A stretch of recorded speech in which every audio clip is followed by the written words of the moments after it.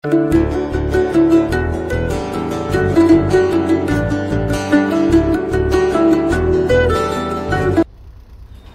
বন্ধুরা, আজ আমরা যাচ্ছি ব্যারাকপুরের ধোবিঘাট থেকে শ্রীরামপুর ঘাট। হুগলি নদীর উপরে এক অসাধারণ লঞ্চ যাত্রা। এই রুটটা খুবই জনপ্রিয়, কারণ এখানে প্রতিদিন হাজার হাজার মানুষ দুপারে যাতায়াত করে। তাছাড়া নদীর দুপারের সৌন্দর্য আর বাতাস, ফুরফুরে বাতাস আর জলযাত্রার মজা সব একসাথে পাওয়া যায়। চলুন আমাদের সঙ্গে আপনাদের সাথে শেয়ার করি আমাদের এই মনোরম লঞ্চ জার্নি। আমরা এখন ব্যারাকপুরের ক্যান্টনমেন্ট এলাকা দিয়ে যাচ্ছি ধোবিঘাটের দিকে। আমরা এখন পৌঁছে গেছি ধোবিঘাট। আগে আমাদের ঠিক ছিল ধোবিঘাটে কিছুক্ষণ বসে চলে যাব নদীর পাড়ে। লঞ্চে এপার ওপার করতে গেলে অনেক টাইম লাগবে, কিন্তু এখানে এসে জানতে পারলাম যে বেশিক্ষণ টাইম লাগে না। তাই ঠিক করলাম যে আমরা লঞ্চে গিয়ে শ্রীরামপুর ঘাট অব্দি যাব, আবার এই লঞ্চেই ফিরে আসবো। চলো চলো চলো চলো, লঞ্চ চলবো। হ্যাঁ, বেশি টিকিটও না, আমি টিকিট কাটি। চলো, টাইমটা দেখি। ধোবিঘাটে এই লঞ্চে ওঠা খুবই সহজ। আমরা প্রথমে টিকিট কেটে নিলাম। 60 টাকা করে পার হেড পড়ে টিকিটের মূল্য। টিকিট কাউন্টারের পাশেই লঞ্চ ঘাট রয়েছে। আমরা সবাই একে একে গিয়ে লঞ্চে উঠে পড়লাম।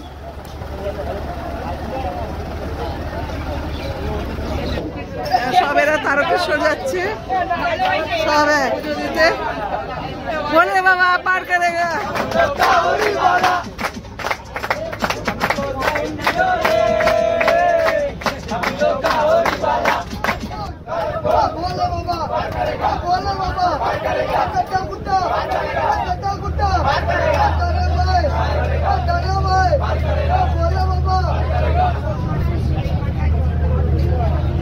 দেখো ওরা কত পুণ্য করছে, ওরা কত পুণ্য করছে।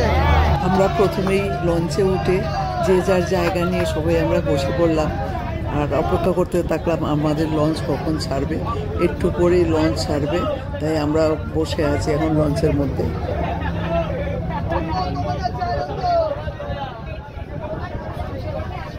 যে এই লঞ্চ আমাদের এখানে ধোবিঘাট থেকে ছেড়ে দিল, তখন হালকা একটা গতি নিয়ে আস্তে আস্তে নদীর বুকের উপর দিয়ে এগিয়ে যেতে লাগলো।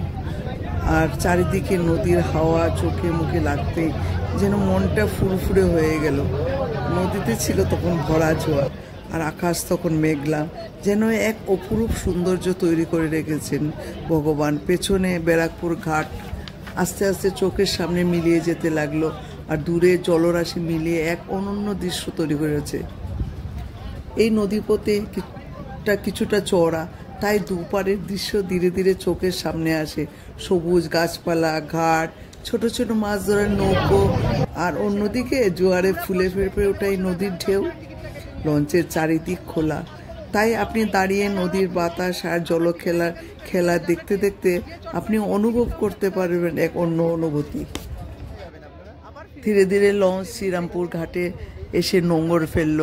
হালকা সূর্যের আলো নদীর জলকে যেন আরও অপরূপ করে তুলেছে।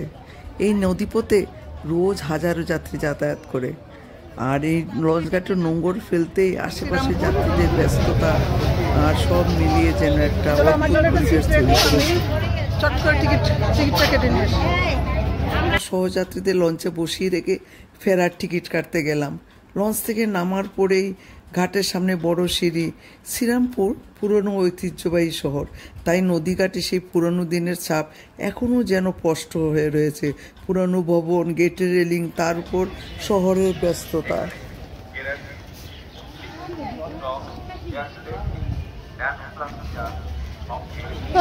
এসে গেছি টিকিট কেটে। হ্যাঁ,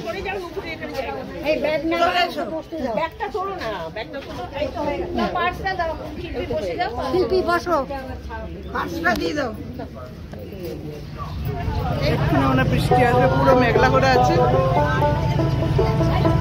এখন জোয়ার চলছে, সমুদ্রের ঢেউয়ের মতন ঢেউ।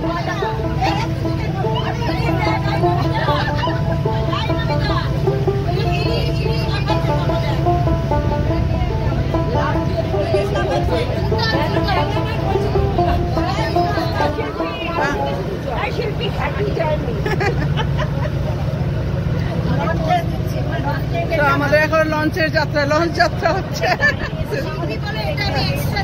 হ্যাঁ এক্সট্রা, আমার সঙ্গে এরকম আসলে মাঝে মাঝে এক্সট্রা পাবে। আমরা হলদিয়া গেছিলাম তখনও এক্সট্রা।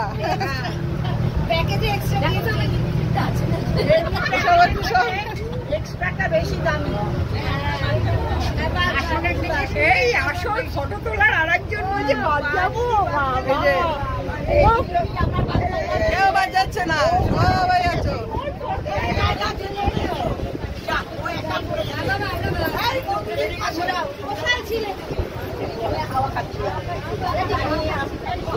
শুরু হতে হলে কিছু বলো, কেমন লাগলো তোমাদের এই লঞ্চের এটা?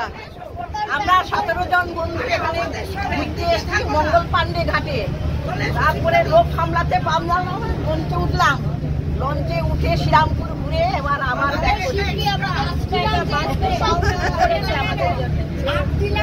এটা হচ্ছে আজকে বোনাস, আজকে আমাদের ঘোরার বোনাস হচ্ছে লঞ্চ যাত্রা। ছিল নৈহাটি, বড়মা, তারপর ছিল গান্ধীঘাট, তারপরে ছিল অন্নপূর্ণা মন্দির, এক্সট্রা আবার লঞ্চ। এটা যে শিল্পীর দেয়া ফাউ,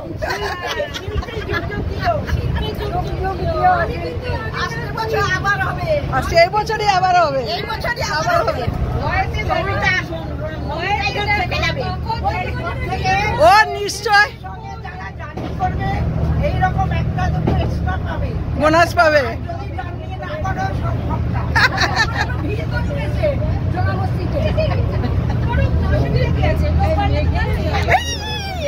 এক্ষুনি ব্যাগ যেত তোমার, ব্যাগ এক্ষুনি জলে যেত। হ্যাঁ অসাধারণ।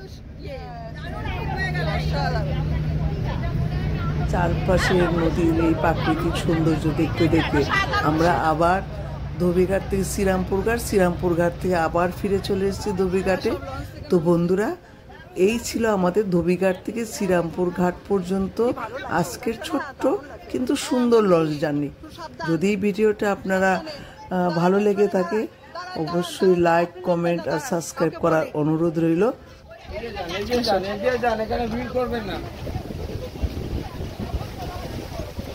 কি ভালো লাগছে গো, অপূর্ব, কি দারুণ জায়গাটা, এত সিনারিটা হেভি লাগছে। এই চলে আসো চলে আসো চলে আসো, ও পরেরা যাবে। আচ্ছা ওকে ওকে ওকে, থ্যাংক ইউ। বন্ধুরা, আজকের মতো ভিডিওটা শেষ করলাম, ফিরে আসছি আরও একটি নতুন ভিডিও নিয়ে।